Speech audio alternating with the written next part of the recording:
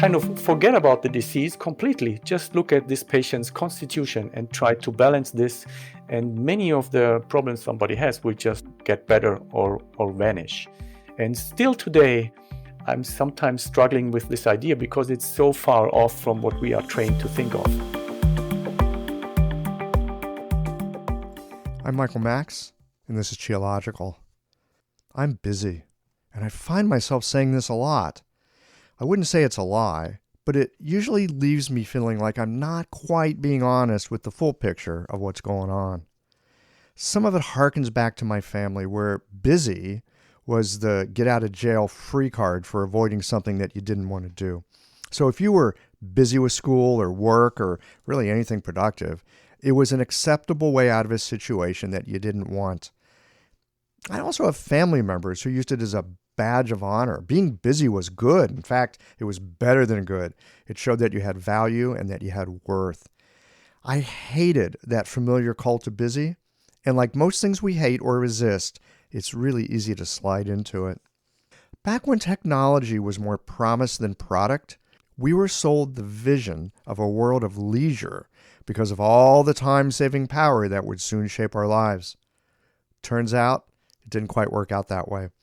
Perhaps time and commitment felt different when we wrote our commitments into a calendar that had the heft of a small book. Clicking the add button, that doesn't quite give the same visual spatial sense of time. And so it's easy to fill a day with commitments and appointments, but not have the sense of space and distance of what an hour actually means. I find myself telling myself I'm busy and I need to be less so. People ask about what's new, and as much as I hate to say it, I say I'm busy. And it's bothersome to me because I'm busy dodges the essential question of, how are you? No, I mean, really. How are you? It might be more honest to say that I've let my calendar get out of control, or maybe that I'm just lousy at managing my time. Perhaps more the truth is that I've had a hard time saying the word no. I fear missing out on something that might be good, and so endlessly spin life's wheel of fortune without really giving it a moment to pause and see what's arrived. You may have folks in your practice like this too. I've got patients that endlessly hurry themselves. They reach a huge goal and they don't even pause. In fact, they're already beating themselves up about being behind on that next shiny object that's up ahead. It's no wonder that they're exhausted, and it's no wonder that they can't focus. Perhaps this is what rootless floating yang actually feels like. It's an endless outpouring of energy that's untethered to the cycle of activity and stillness. I think it's a mistake to conflate busy and productive because they're not the same. Nor does busy mean being engaged. It might even be a way to avoid the hard decisions that would allow for more productivity. Less is more sounds really nice until you begin to implement that in your life. So, I'm curious, what about you? What's your relationship with busy like? If you're a regular listener, you'll know that about 1.5 years ago, I started working with Saam Acupuncture after having Toby Daly as the guest of episode 45. He learned this method from a wandering monk and so entered the stream of medicine through that particular influence. Today, I'm delighted to bring you another perspective on Saam. This one from a practitioner who came into the stream of the medicine from a more modern and scholarly tradition. There's a lot of overlaps between these two currents of Saam. If you're not familiar with the Saam method, then perhaps this conversation will spark some interest for you. And if you already have some experience with this method, you're going to enjoy this conversation with Andreas Bruch, as it will confirm so much of what you already know and give you some new insights on some things to look for in your clinic. These conversations come to you through the generous support of our sponsors and members. Blue Poppy, your new one-stop shop, has speedy shipping options on everything that you need for your clinic. It's Women's Health Month at Mayway Herbs. Check out their new website for learning resources on helping women with herbal medicine. Are you a creature of habit? How about making a change that helps your patients and the planet with AccuFast needles? And later in the show, raising your fees doesn't have to be a difficult process. Jane has helpful suggestions on making it easy and effective. And finally, have you considered that having a thriving, profitable practice is one of the most healing things that you can do. Julie Bear-Don't-Walk has, and she can help you do something about it too. Do be sure to visit the sponsors page on the Qiological website to take advantage of all the special offers our terrific sponsors have for listeners of the podcast. Picture this. Your clinic is buzzing with patients, and then you realize that you're down to your last box of needles. No need for panic, because Blue Poppy, your one-stop shop for all your acupuncture needs, they ship orders received before 3 p.m. on the same day. With a quick visit to Blue Poppy's website, you can order premium needles, herbal formulas, and that special Dr. Bob's oil that your patients love. Blue Poppy understands practitioners can't keep patients waiting. That's why they strive to get you what you need when you need it.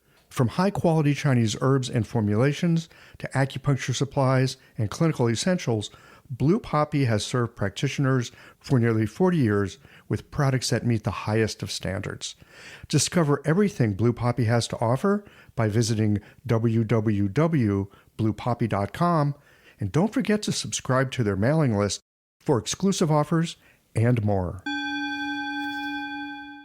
Hi folks, I'm Yvonne Lau, president of Mayway Herbs. May is Women's Health Month, and as a women-owned and women-run business, we especially love how Chinese medicine can support wellness through every stage of a woman's life. So in this month's newsletter and podcast, we're covering topics like PMS, pregnancy, menopause, and osteoporosis. We'll share expert insights and effective treatment strategies you can put to good use in your clinic. Our Plumflower brand line includes herbal tea pills, tablets, extract granules, and organic herbs, all of which you can find on Mayway.com, and where you can also find articles, videos, and other resources to support your practice. Since 1969, Mayway has been a trusted source for high-quality herbal products. In these challenging times, please know that we remain committed to keeping our products accessible and affordable so you can take care of yourself and your patients. As always, thank you for supporting Real Chinese Medicine. Daily habits and routines feel comforting, familiar, easy, automatic. That's the power of repetition. You've worked out the kinks and can do it with your eyes closed. But what if you shook things up? What if you ditched the old routine and tried something new? Hi, I'm John Sten. I've practiced acupuncture for over 30 years, and together with my wife Kelly, we created the world's first eco-friendly acupuncture needle. The AcuFast earth-friendly needle system cuts your packaging waste by 60 to 90%, depending upon your needle type, speeds up your needling, gives you more control, and best of all, while you're healing patients, we plant a tree for every 2 boxes your clinic uses. Thousands of acupuncturists have already made the switch. In just the last year, they've helped plant over 16,000 trees. Since we started, that number has grown to over 50,000. So break the routine. Be the change. Visit acufastneedles.com. Your patients and the planet will thank you.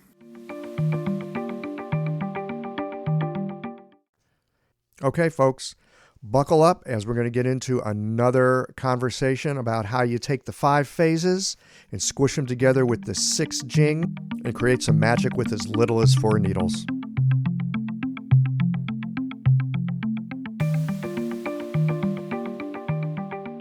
Andreas Bruch, welcome to Qiological. Yes, hello, welcome from Germany. It's so cool that we can use the internet, and have some conversations about Chinese medicine from all over the world.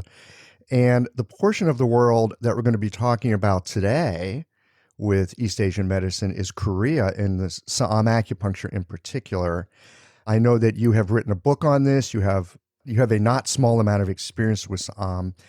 I am super curious to know how you came across this particular method and learned it, because Saam Acupuncture is not well known and it's often difficult to find out about. So how did you find your way into this stuff? Yeah, well, it was kind of a coincidence, actually. I first started getting the standard TCM education here in one institute in Germany. But before I started this, and I mean, from my first professional career, I had some connections to Korea. And my first connection to Korean acupuncture or Korean medicine was that I went 4 times to Korea to get the complete education for this Korean hand acupuncture called Koryo Suchijim. Yes, I learned a little bit of that in school. Yes. And after I went 4 times to Korea and I passed the whole program that they usually offer for the Koreans who do this as a healing system, at the end I was kind of a little bit dissatisfied with the theoretical background and the clinical training on the patients they could provide, and especially the diagnostic method. That was in 2010. My first teacher for Saam Acupuncture, he did a lecture at the Rothenburg TCM Congress in Germany, which is the biggest Chinese medicine congress in Europe. And he just did a very short lecture of about, I think it was like 3 or 3.5 hours of Saam Acupuncture. And I just went there because I thought, well, this is something Korean.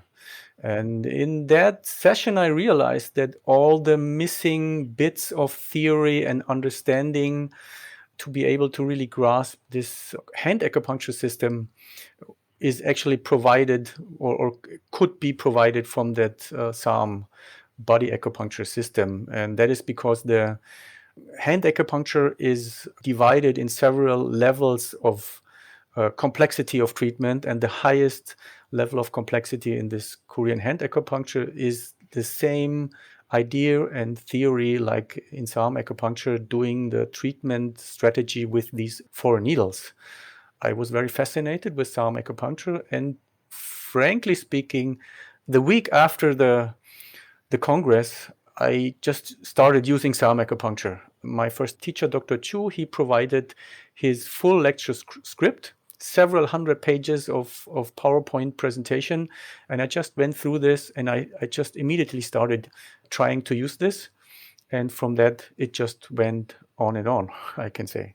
So that's fascinating. I have, like I was saying, I have a little experience with the Korean hand acupuncture. It was something that we were exposed to when I was in acupuncture school, and I played around with it a little bit over the years. I've kind of gotten away from it in time, I think partly because, like you were saying, I didn't have a strong theoretical understanding of what I was doing. I felt like I could maybe use it in some imaging sorts of ways, but I didn't feel like I could get my teeth into it.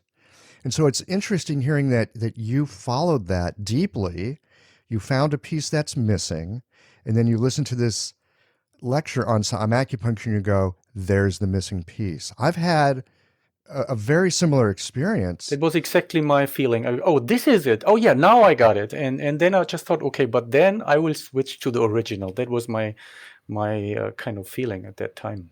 Yeah. So what was it that started to come together for you when you started seeing how these pieces went together, when the theory started to make sense and you could see how things were working? What is it that you were beginning to notice? I found this method very logical and very systematic because it provides a framework that is, well, the way I learned it, quite ordered and systematic, and it's, to myself, an easier to understand principle that is provided than in general TCM, Chinese medicine acupuncture, because it has this framework you can follow, and then things order more easily. And I mean, that was like now almost 10 years ago, and I was kind of a beginner in Chinese medicine, and I found it easier to follow this systematic than trying to order and systemize all the very various information and all the approaches of Chinese medicine, and then just find out in every new patient, how should I approach this patient? So with Saam Acupuncture, I found it's easier actually to make it work practically. At that time, that was my impression. And from today's perspective, I think also it's faster. I felt at that time also it's more effective, but I can only speak for myself. When I used it, it immediately was more effective than the Chinese medicine I did before. I don't want to, degrade Chinese medicine in general, but compared to my level of skill at that time, I did better with Saam Acupuncture. Yes. Well, and I think all of us, because we're looking for good clinical results, if we find something that works and it's helpful, we're going to use that. We're not going to use something else. I have a little background in Saam. I was exposed to it about a year and a half ago. It also made a lot of sense to me. In fact, it tied a lot of the herbal study that I've done over the years. It tied that together and actually brought it into the acupuncture sphere for me, which I found really interesting because I used to have a way of thinking where I thought about herbs in one way and I would think about acupuncture in another. And now I can think about herbs and I can think about acupuncture in a seamless way using these particular principles, which has been super satisfying for me intellectually. And clinically, it's worked better as well. One of the things I noticed about the Saam principles is that I can make better sense of TCM from the perspective of Saam. When I'm looking through the lens of Saam, I can see things that I learned in TCM that didn't really make sense, and all of a sudden I go, "Oh, that's how that works." Yes, it's the same for myself. But to be able to, get this impression, it needs quite some effort to understand the Saam acupuncture system. And I think then it opens up a new perspective. And if you have this new perspective, you will understand the general Chinese medicine, some of the approaches better. As I said, it takes some effort, or you of course, you have to learn some additional theory and some additional approach. That's what I actually keep telling the people who attend my seminars. I said, first, you will be more confused, even more confused than with Chinese medicine, because we add some more layers of perspective and theory and you get confused. But once you understand the system, it will, be more systematic and be more ordered, and you will understand it better what you do, because there are maybe two layers of theory that add to it. You have more perspectives and you have more possibility, more different approaches how you can understand or classify your patient's condition and then just treat that. Can you give us a Saam 101, like a basic introduction to some of these principles, so that the people that are listening to our conversation today can begin to get it? We're not going to teach people Saam in this conversation, but can you talk about some of the basics that would make sense to someone who's studied TCM and maybe help to open up their perspective a little bit so that they can kind of get a taste for what's being offered with this method? I can try to give a short overview of the theory of the approach. The first you have to know is that the theory encompasses all the theoretical approaches you will find in standard TCM. So everything you know and everything we have studied in Chinese medicine can just be used with the practical acupuncture approach in Saam acupuncture. And then there are, in the orthodox method, one more theoretical layer, and in the a little bit more modern approach, two layers. One is that the Saam acupuncture draws very much on the 5-element theory. This is the one part of it. And the second part is that we use another approach that is called the 6 Qi, or Yukki in Korean. Chinese pronunciation, I don't know, but it's like Liu Qi. Yeah. We would say, Liu Qi or Liu Jing. Yeah, okay. This approach is using the climatic energies that are found in the nature, and that is transferred to the human physiology and pathology. So the 6 Qi are dampness and dryness, hot and cold, and energy moving towards the inside of the body and outside. So how can I say? Centering to the inside and energy moving to the outside. The Chinese terms for these 6 energies are the same, like in the 6 levels from the Shanghan Lun. So Tai Yin is dampness, Yang Ming is dryness, Shao Yin is heat, and Tai Yang is cold, and Jue Yin is the energy of the wind moving inwards, And Shaoyang is the energy and warmth of the light moving outwards.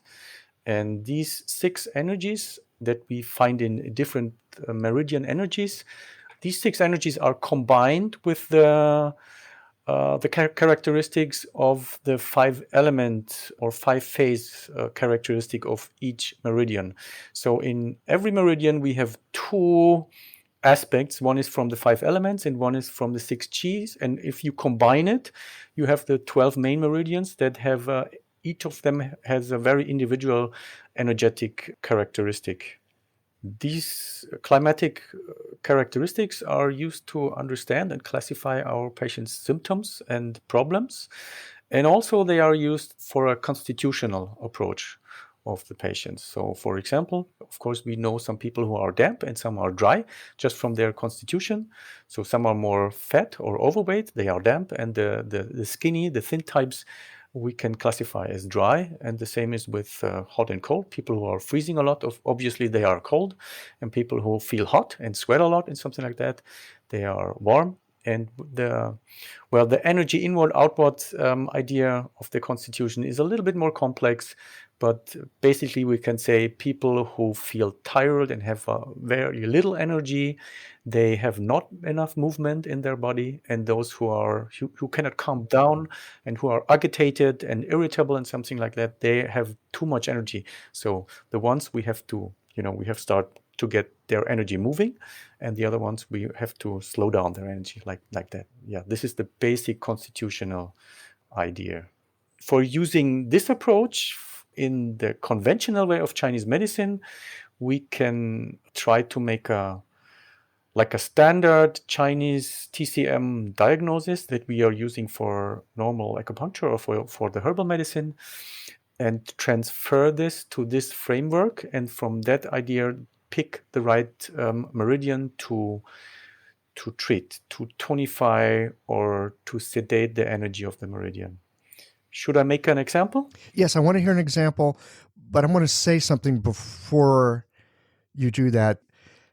In some ways, it seems like this is too simple, right? I mean, we're looking at these 6 climatic conditions, and really because they're actually paired together, right? The dampness is going to balance the dryness. The inward movement is going to balance the outer movement. And the hot, we know hot balances cold, right? So in some ways, now it's even simpler. Clinic is hard. People come with complex issues. And, and there's a part of me that thinks, 6 climatic conditions, isn't life a little bit more complex than that? And then we start bringing in the 5 phases.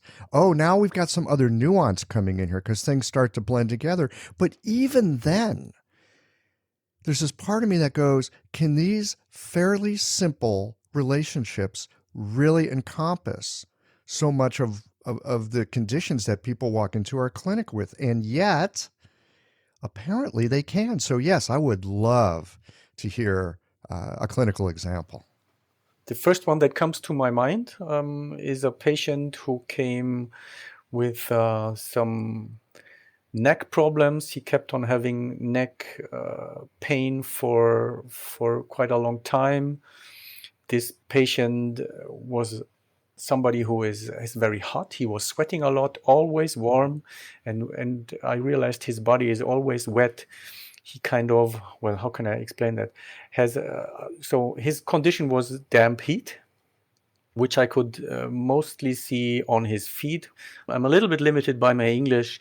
How do you call this more hard skin that people have on their heels? Yes, I've seen. It's funny. I've actually got a patient like this. Yes, it's like thickened, hard skin. Yeah, so if people we call it cheesy feet in German, if I translate, so you will have that in English. So the skin is damp and it smells. So, and this patient had a lot of these signs. So he's a damp heat person. And at first I just treated him very symptomatically for his back pain, like you would do that in normal TCM, find the hardened spots, and maybe even think about which meridian is first, where is the problem located. This is the one way to approach this kind of patient. And the second one is simply to use that meridian that, as you said before, will balance this condition of he's too damp and he's too hot. So we need a meridian that has a characteristic of cooling and drying this person. And in Saam Acupuncture, this is the large intestine meridian, because as I said before, the 5-element characteristic and the 6G characteristic of each meridian is combined to one unique trait of this meridian. As we know, large intestine is metal in Chinese medicine, which is dry and cold. In 6G theory, it is Yang Ming, and the Yang Ming meridians, they are drying, and they also correspond to metal, so it's a little bit dry and cold. And these two traits come together, making the large intestine meridian on a constitutional level a very drying and cooling meridian. So by tonifying the large intestine meridian, we can balance damp and hot conditions, just making this person a little bit drier and cooler. In general, that is one of the traits of Korean medicine, thinking more on a constitutional level and not so much about the particular disease a person has. So just by balancing this constitution, many of the symptoms and problems a patient has will just decrease or will get better. The symptoms will become less. We talk about this a lot in Chinese medicine, that we want to get to the root of something, right? There's the idea that there's the root and there's the branch. Usually we're trying to work somewhere in between those two. I think often, I don't know about other practitioners, and I don't know about you, I have this idea for myself, man, if I can really get to the root, I don't have to worry so much about the branch. But in clinical practice, people come in and they want to feel better. I will often work more on the branch because I want them to feel like, yeah, acupuncture works. And I may ignore the root to some degree. But what I think I'm hearing you say is, with something like Saam, if you use this perspective and you diagnose correctly and you treat correctly, you can do something that is a very root treatment. It will significantly shift the branch.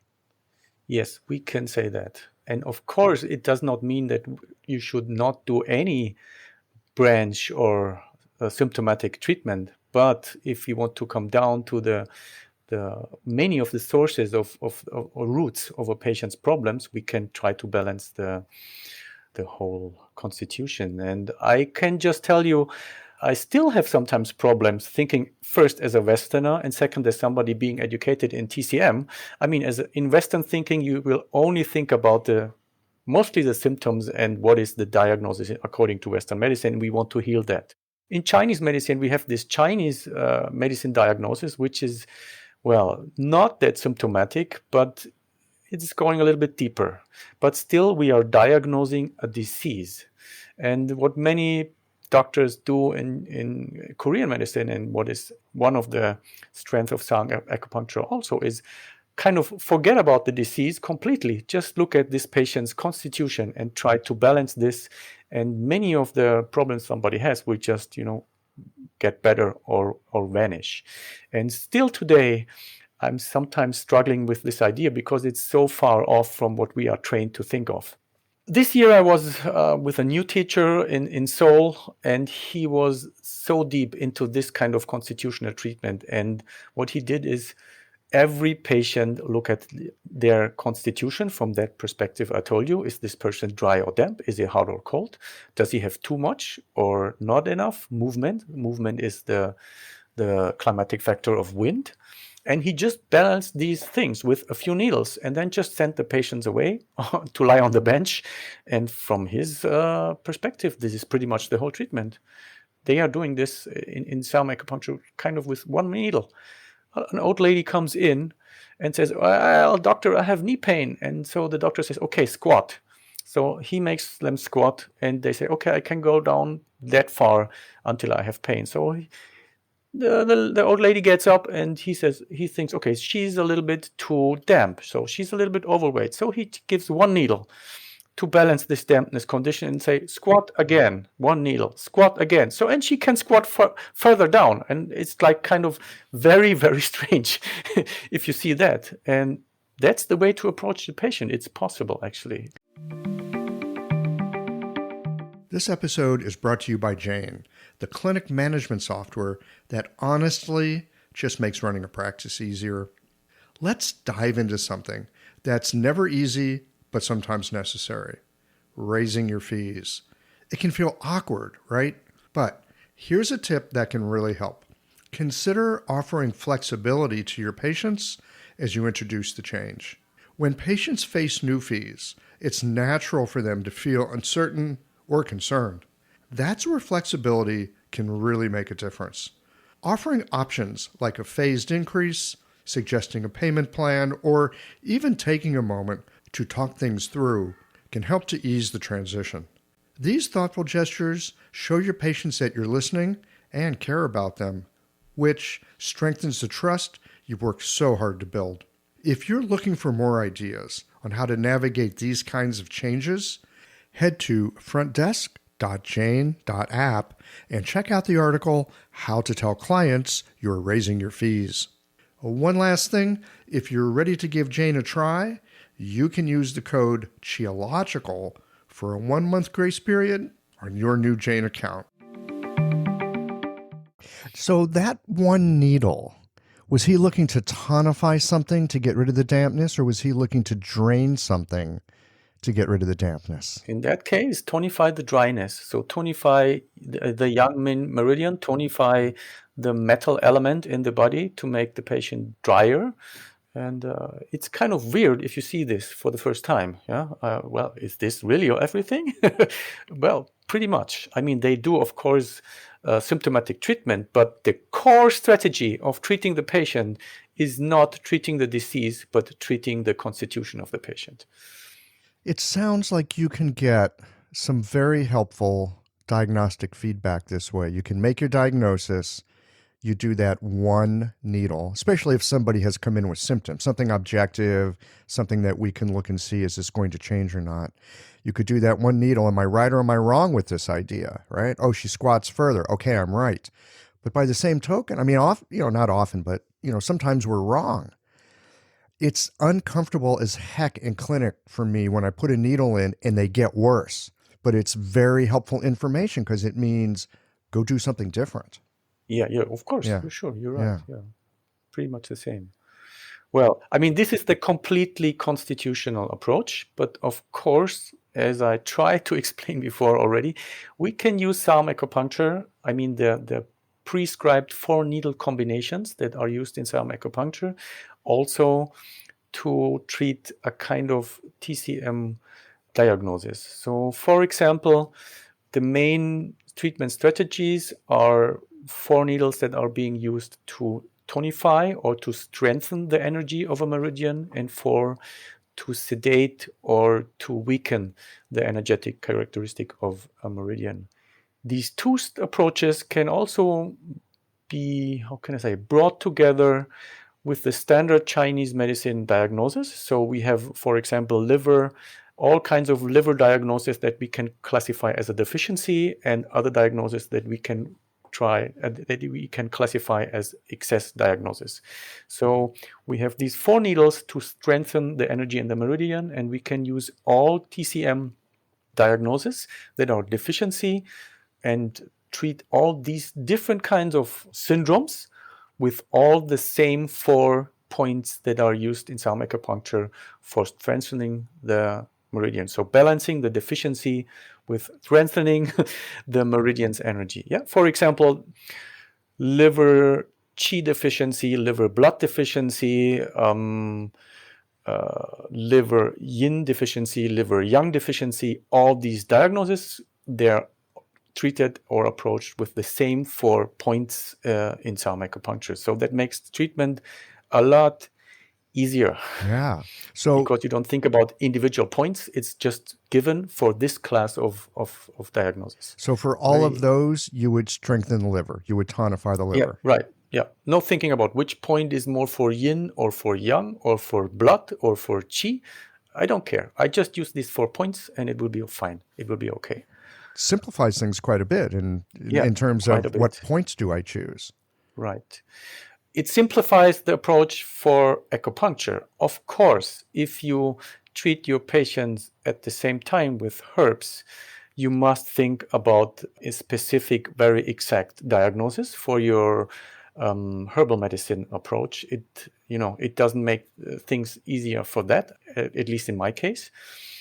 But the acupuncture treatment is quite easy to decide for the treatment, because we don't need those different lists of acupuncture points for each different, let's say, liver diagnosis. We have basically 2 approaches.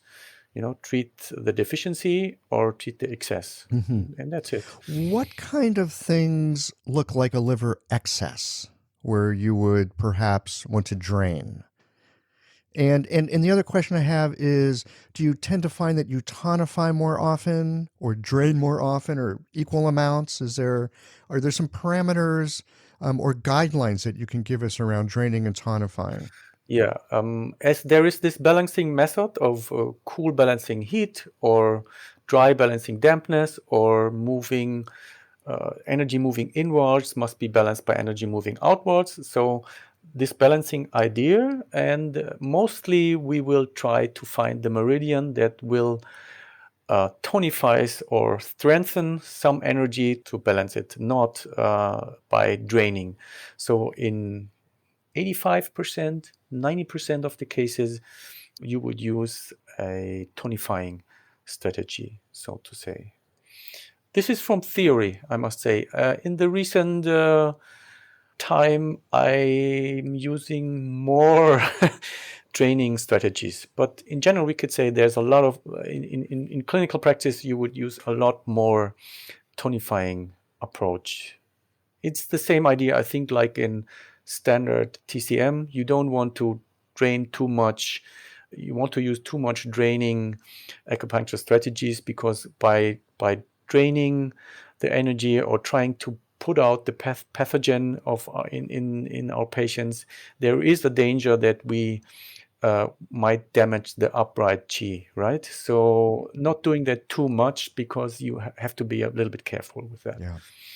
You talked earlier about how you primarily use the 4 needles.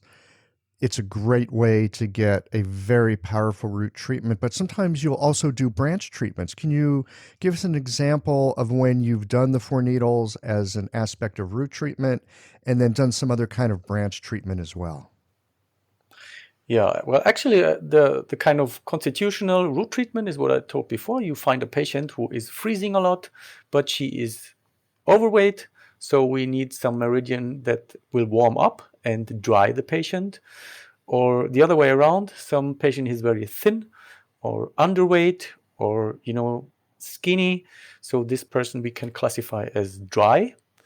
Depending if she's warm or cold, we might need some meridian energy that is promoting dampness and warming, or promoting dampness and cooling. It depends on the situation, just very general.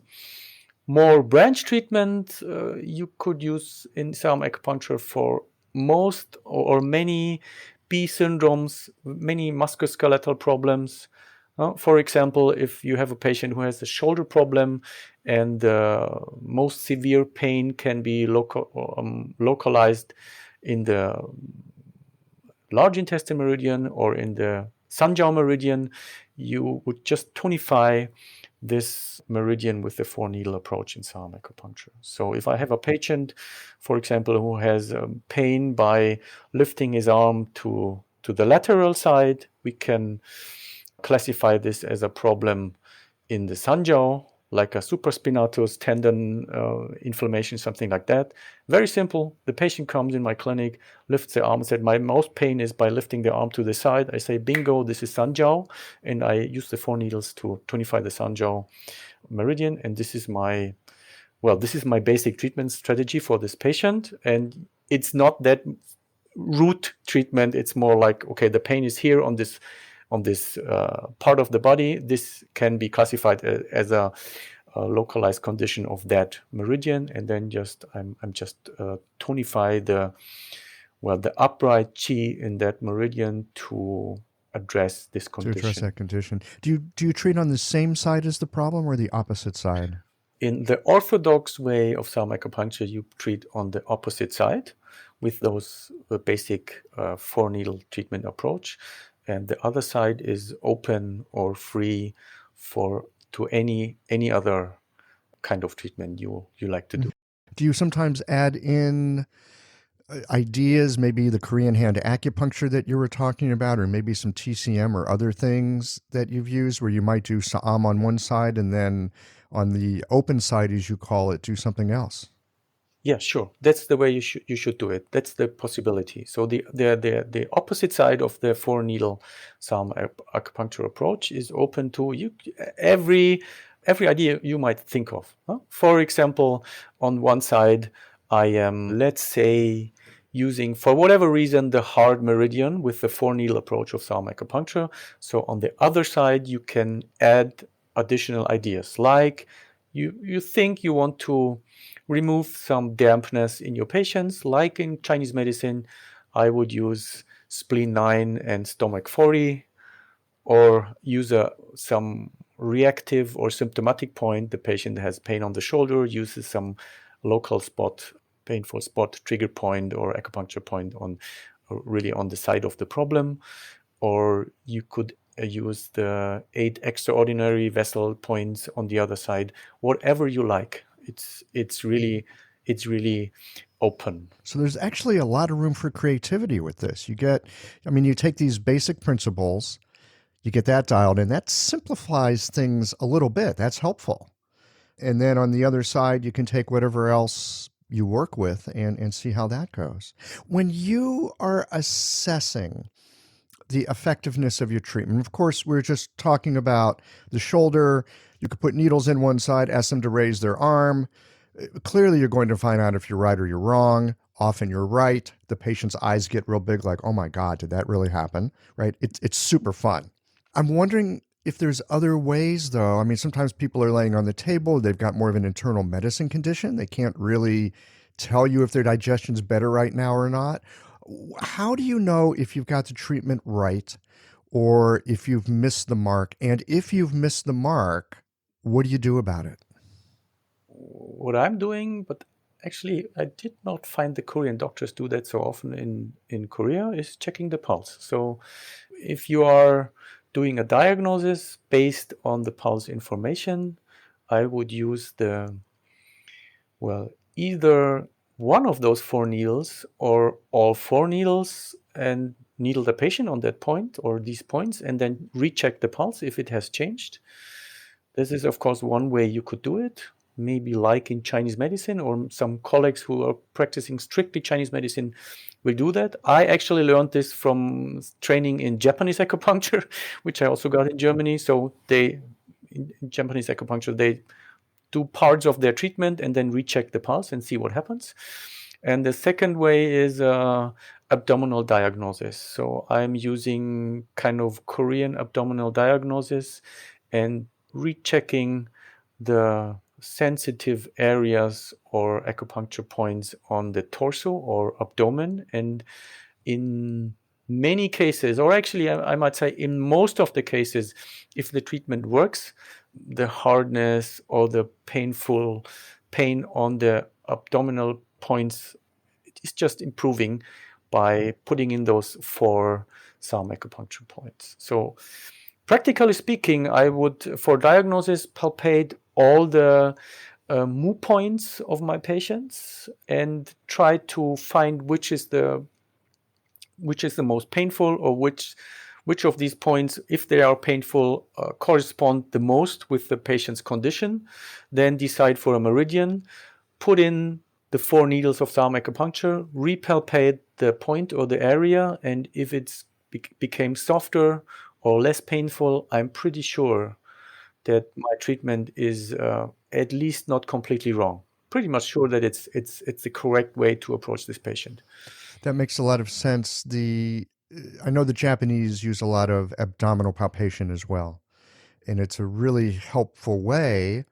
like Kikumatsumoto, for example. I mean, incredible changes in the abdomen will happen with her treatments. So what I hear you saying is you can palpate the mu points. If you find one that's reactive, you can take that information, put it into the mix with everything else you're seeing with the patient, especially if those things line up, and then you treat with the 4 needles, that mu point would probably become softer. You would expect to see that. Yeah, sure. Yeah. Of course. What are some differences between the Japanese and the Korean abdominal palpation? That's probably a huge question. Yes, it is.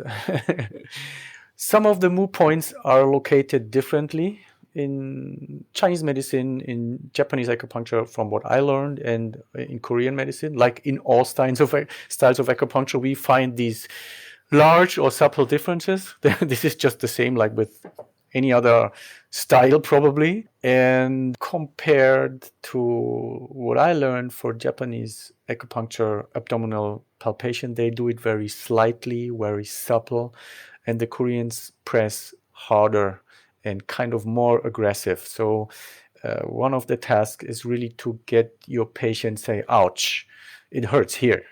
Yeah. So it's not so much the therapist collecting the information, what he observes or feels, but getting the feedback of your patient. Press here, does this hurt? And they say yes. So, okay, I know there is something wrong.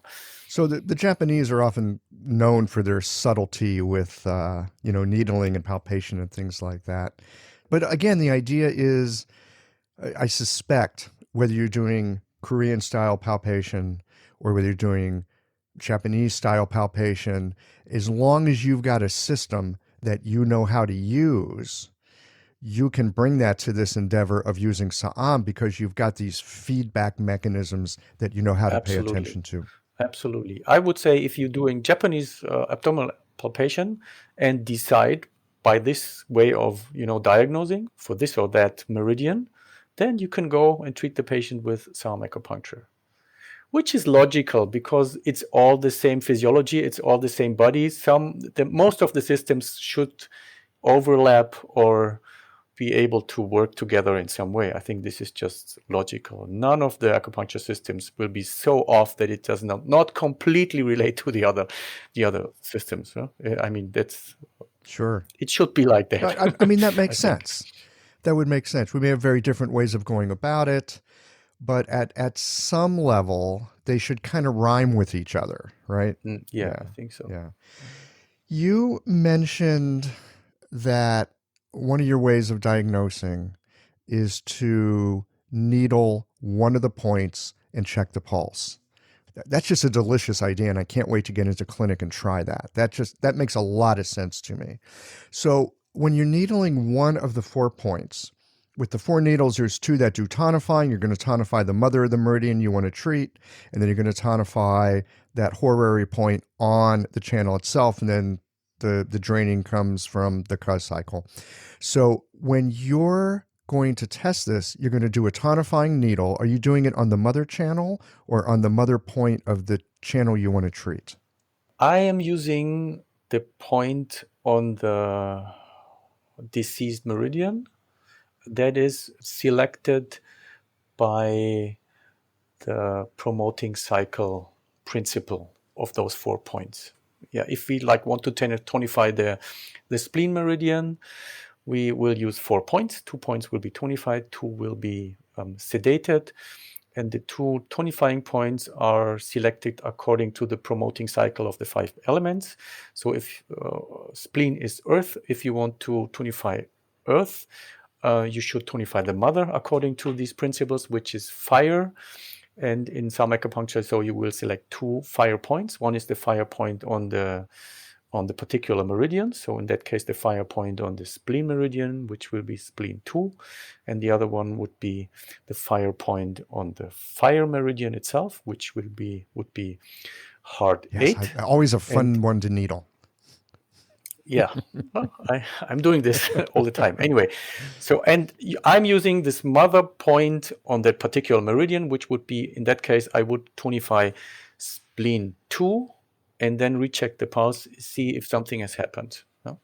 actually doing pretty much the same with palpating the abdomen. So if the patient is painful on the mu point of the spleen, you could try to tonify spleen 2 and repalpate. And if it's better, okay, well, I can use the tonification strategy of Saam Acupuncture with these 4 points.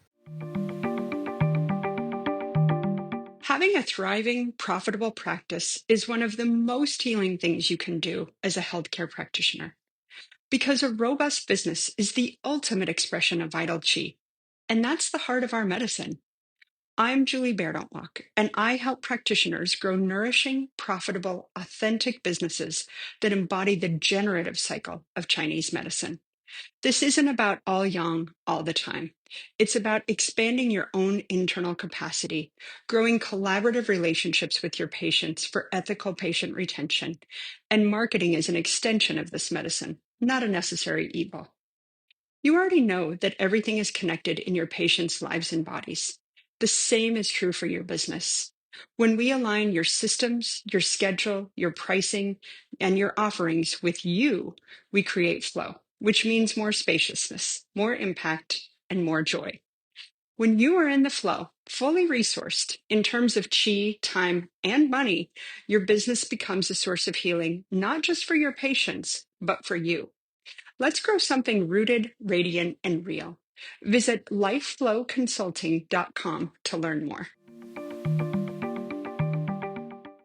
So that seems super helpful, because that way you don't have to get all 4 needles in to figure out what's going on. You should be able to see something begin to shift early on here. Will you see this also in, like, let's say someone's got painful knees? Well, like you gave the squatting example, so I guess it does work that way.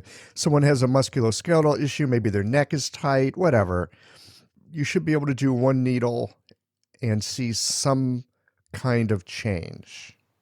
Right, that is possible. For example, we have one quite weird way of understanding lower back pain problems and of treating lower back pain problems compared to Chinese medicine. Okay, so this is weird and curious and interesting, which is, of course, one of the things I love about acupuncture. Using the metal channel to treat low back pain. Fill me in on how that works, because I don't know how to put that together. I might provide you with 2 explanations. One is very simple, and that is the idea most of the low back pain is on the level of L4, L5, which is the shoe back point of the large intestine. So the Koreans say many of the low back pain problems is related somehow to the large intestine. And this is why they say, okay, we're going to tonify large intestine meridian to fix this problem.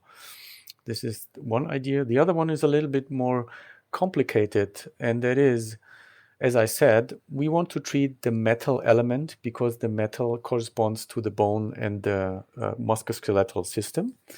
According to Saam 6 Chi 5 element idea, the idea is if you have a pain while moving your body forward, while bowing forward, I don't know if my English is correct here. Yes, it's fine. Then you have a pain while doing a yin movement, because the front of the body and moving forward is yin. So if you have a pain while moving forward, you have a yin excess. And you want to balance this by using a yang meridian. So I'm tonifying the yang metal meridian, which is the large intestine, to balance this problem. The opposite is just the other way around. If the patient has more pain by moving the... Yeah, they're sort of moving backward. Moving backward. Yes. It is an excess at a yang movement. So we use the yin metal meridian, which is lung, to tonify, to balance this problem. So you could use the lung meridian to treat lower back pain if the diagnostic information says the patient has the problem by moving upward. And upward is also like extending your back backwards. So I just let my patients move backward and forward and try to collect the information which is worse or which is the problem, and by that decide on the lung or the large intestine meridian to treat lower back pain, which is pretty off from TCM totally different idea, Yeah, I think. yeah. But it works. Although what we did learn with TCM is that there's yin and yang and they're related. What we did learn with TCM is there's 5 phases, and we know something about the generation cycle and we know something of the control cycle.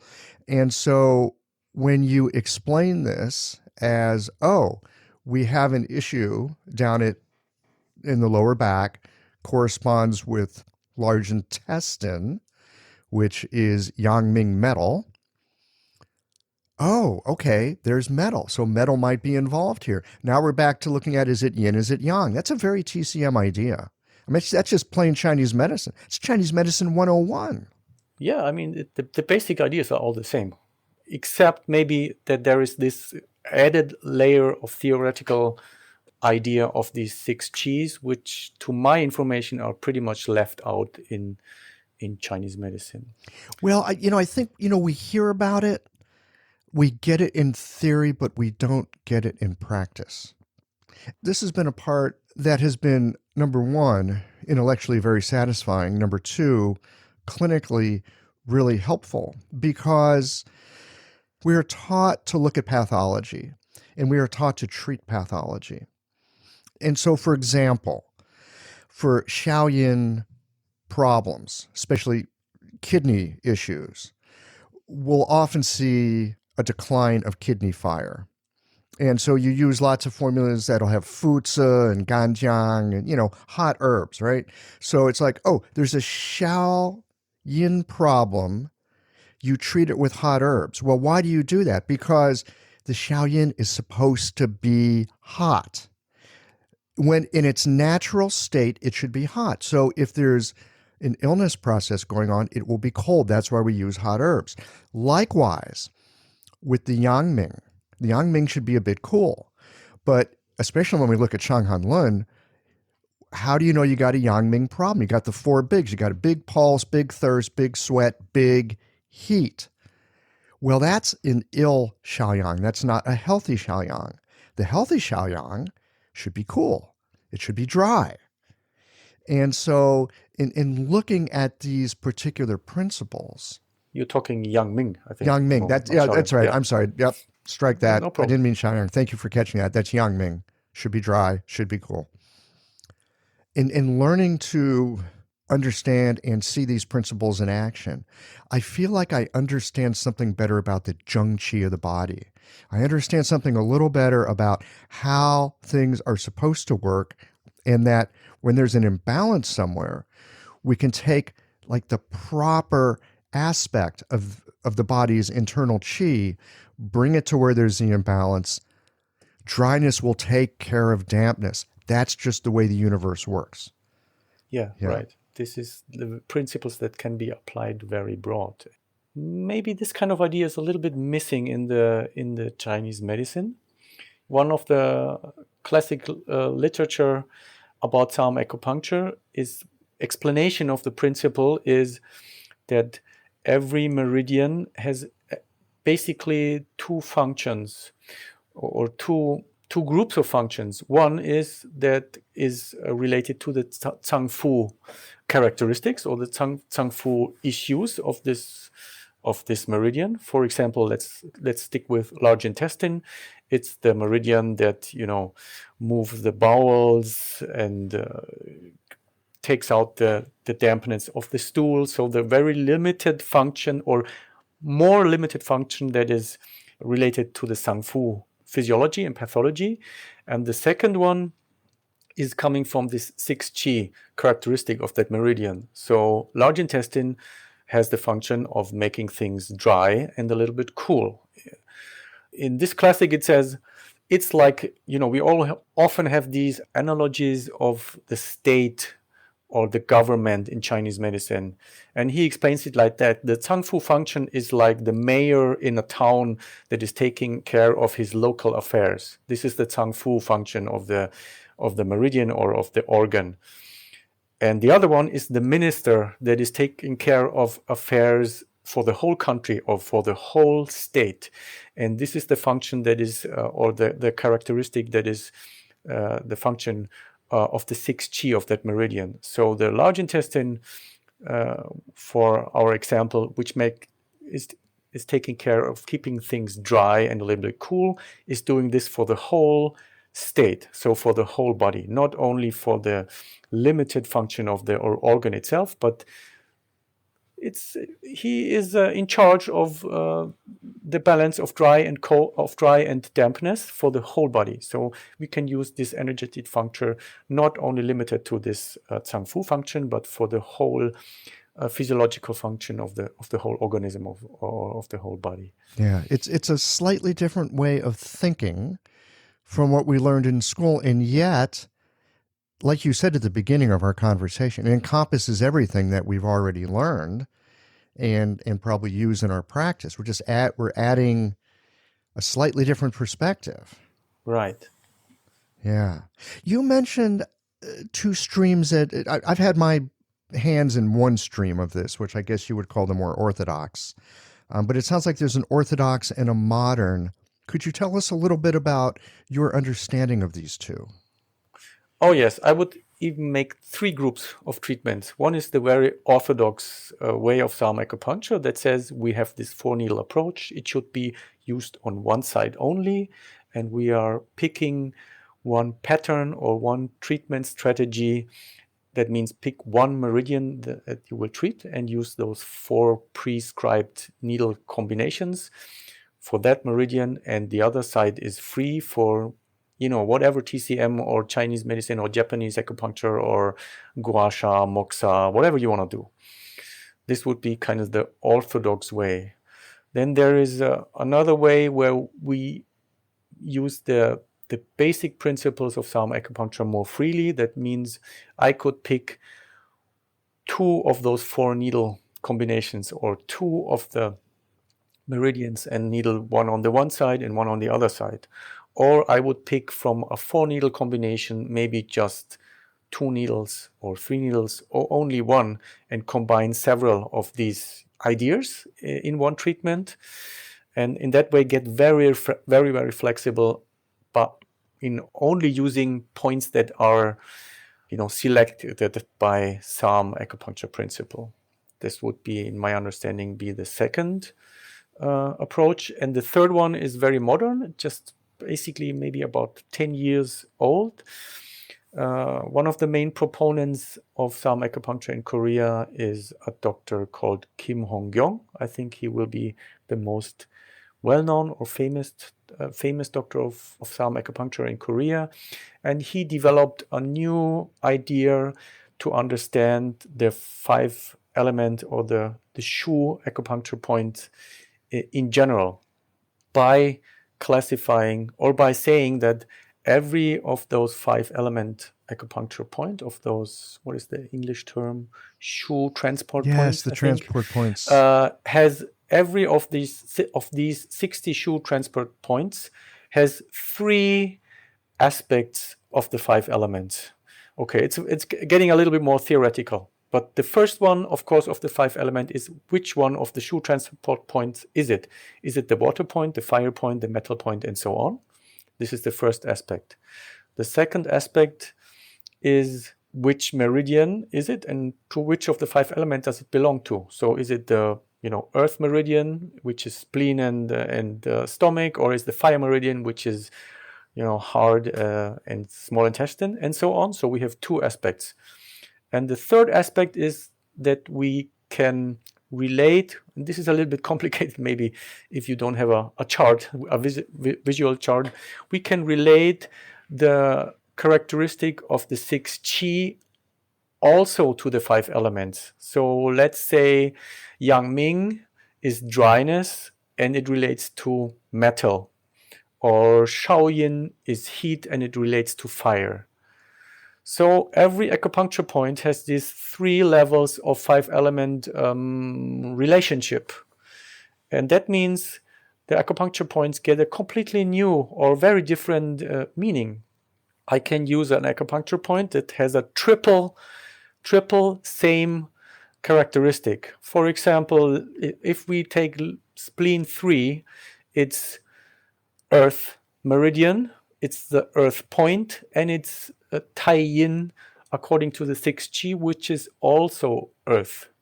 So the point in the body that is tonifying or sedating, it depends on which method you use, the most earth aspect in the body will be spleen 3. Well, let's take liver 1 is the point that has the most wind aspect. It's the wood meridian, which is wind. It's the wood point that is wind, and it's it's Jueyin, Jueyin, which is wind. And this also relates to wind. So it's a triple wind point. So if you want to influence wind in the patient's body, the most strong point you could choose will be liver 1. And like that. And of course, we have other points that have 2 or 3 different element aspects according to this system. And with this understanding, we can, have a very new perspective on selecting single acupuncture points, which is very, very new idea, but if you understand it, it makes a very, very understandable and systematic idea. So you could choose, for example, one acupuncture point that will influence 3 elements in the body. If you choose a point that has a triple aspect, these 3 different ones, you can say, I want to tonify water, metal, and earth in my patient with just one point. So you will pick a point that has these 3 characteristics in one point, and if you tonify this point, you will tonify 3 elements in your patient's organism or body. It's a wonderful idea. Very, very clear and understandable and good system of treating patient. But this moves away of the four needle treatment of Saam Acupuncture. It just expands on the idea that the 6 Qi aspect is also present in the physiology and also in every acupuncture point. I think this is really powerful. Just listening to you explain it, I'm thinking to myself, oh, so this is how I can go and help a woman with hot flashes. If she really needs to be cooled down and dried out, I can go look for something that is the most cool, dry point. So that might be on, and this is where differential diagnosis comes in, that could be on the large intestine, Yangming metal, but it also might be on the Taiyang urinary bladder, water Absolutely meridian. correct. It could be so one if of you those, want to dry right? and cool her down, you could pick the water point on the large intestine, metal meridian, or you could pick the metal point on the water meridian. The water meridian, which is, as you said, Taiyang bladder meridian. It's water according to 5 elements, and it's cool according to the 6 Qi, which is Taiyang, which is also water. And then you pick the metal point. So you could cool her down and dry her up. This makes so much sense to me. And I hear you say this is kind of a new idea. And I get it that here's someone in our modern world that you've had the good fortune to learn from, and now you're sharing it with us. I'm deeply grateful for this.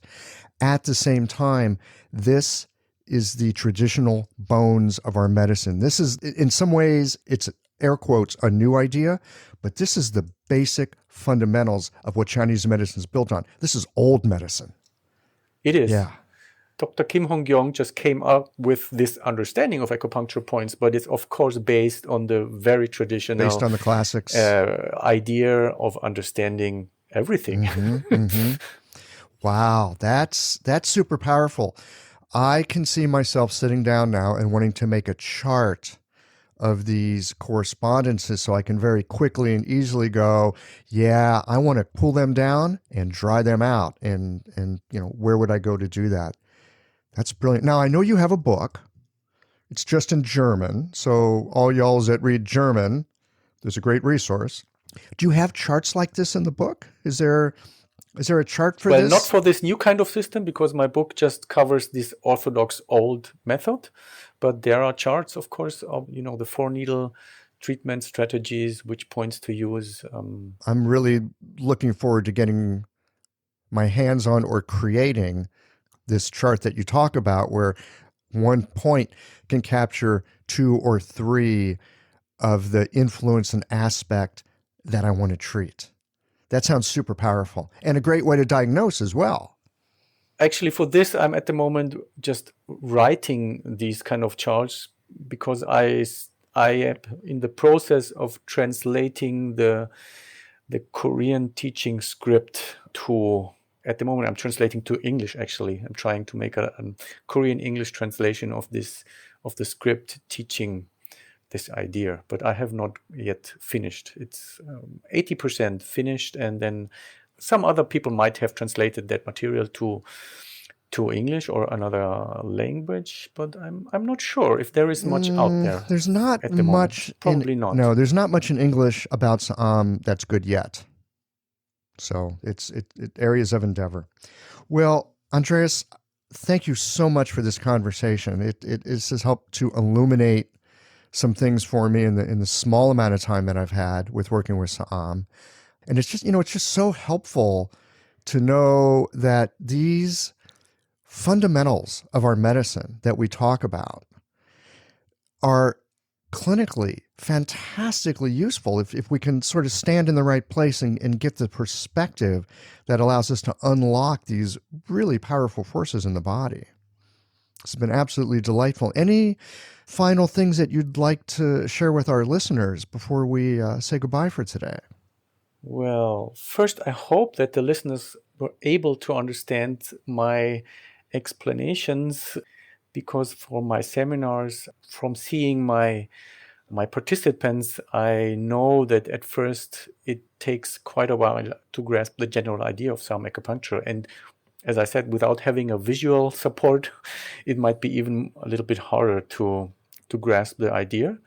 But I can just recommend anybody who wants to try Saam Acupuncture to learn it somehow, somewhere, and then see how it works. And you will find that it's highly effective. I'm very much convinced of this method, and I'm really trying to get people interested in this method. And anybody who wants to, you should try to find some good teacher and learn it. And different from Europe, where I'm from, in the United States, you have some Korean community, and there are teachers who are a few more teachers than here in Europe who are able to teach people about Korean medicine and Saam Acupuncture. Are you teaching this yourself? Do you have students? Yeah, I'm teaching this since 2015. I've been teaching for our German Acupuncture Association here in Germany. I recently, just 2 weeks ago, I taught in Austria. Also taught one time in London a seminar by now, but at least for Europe, I'm willing to travel anywhere and be happy to teach a seminar about this method. So you can teach in German, you can teach in English? I can teach in German and English, not more, actually. But English I think is fine. I have all my material also in English, and it's possible. Great. Well, thank you so much for your time today. Yeah, you're welcome. Thank you for having me. It's been a real pleasure. Thank you. Well, here we are at the end of this episode. If you've listened up to this point, you're either a rabid fan of Qiological or the forward button on your podcast player stopped working. If you are indeed a fan of the podcast, you can help us to bring new episodes to our community of practitioners by supporting us with a membership or a one-time contribution. Details, of course, are on the website. That's it for today, friends. Join us again next Tuesday for another thoughtful episode of Qiological.